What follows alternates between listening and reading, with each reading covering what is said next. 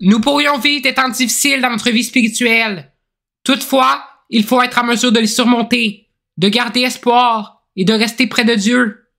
Commençons dans 2 Timothée 3, 1 à 5. Sache que, dans les derniers jours, il y aura des temps difficiles, car les hommes seront égoïstes, amis de l'argent, fanfarons, hautains, blasphémateurs, rebelles à leurs parents, ingrats, irréligieux, insensibles, déloyaux, calomniateurs, intempérants, cruels, ennemis des gens de bien, traîtres, emportés, enflés d'orgueil, aimant le plaisir plus que Dieu, ayant l'apparence de la piété, mais reniant ce qui en fait la force.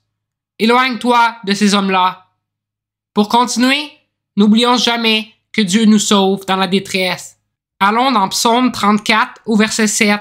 Quand un malheureux crie, l'Éternel entend et il le sauve de toutes ses détresses. Ensuite, Psaume 27 au verset 14. Espère en l'Éternel, fortifie-toi et que ton cœur s'affermisse. Espère en l'Éternel. Dans Job 36 au verset 15 et 16. Mais Dieu sauve le malheureux dans sa misère. Et c'est par la souffrance qu'il l'avertit. Il te retirera aussi de la détresse pour te mettre au large, en pleine liberté. Et ta table sera chargée de mets succulents. La prière est importante dans ces moments. C'est ce que dit Jacques 5 au verset 13 et 16. Quelqu'un parmi vous est-il dans la souffrance? Qu'il prie. Quelqu'un est-il dans la joie? Qu'il chante des cantiques. Au verset 16.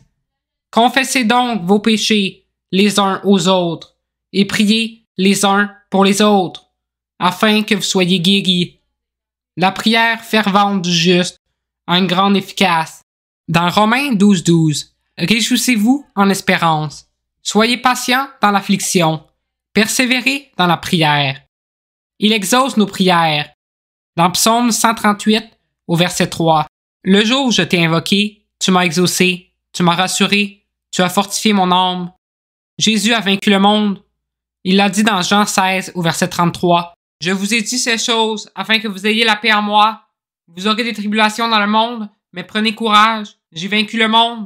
Les souffrances peuvent nous emmener à l'espérance. Dans Romains 5, 3 et 4, bien plus, nous nous glorifions même des afflictions, sachant que l'affliction produit la persévérance, la victoire dans l'épreuve, et cette victoire, l'espérance. Exhortez-vous en tout temps. Dans Romains 15, au verset 13 et 14, que le Dieu de l'espérance vous remplisse de toute joie et de toute paix dans la foi, pour que vous abondiez en espérance, par la puissance du Saint-Esprit. Pour ce qui vous concerne, mes frères, je suis moi-même persuadé que vous êtes pleins de bonnes dispositions, remplis de toute connaissance, et capables de vous exhorter les uns les autres. Colossiens 3,16 nous dit la même chose, que la parole de Christ habite parmi vous abondamment. Instruisez-vous et exhortez-vous les uns les autres, en toute sagesse, par des psaumes, par des hymnes, par des cantiques spirituels, chantant à Dieu dans vos cœurs, sous l'inspiration de la grâce. Ensemble, résistons aux temps difficiles. Restons près de Dieu.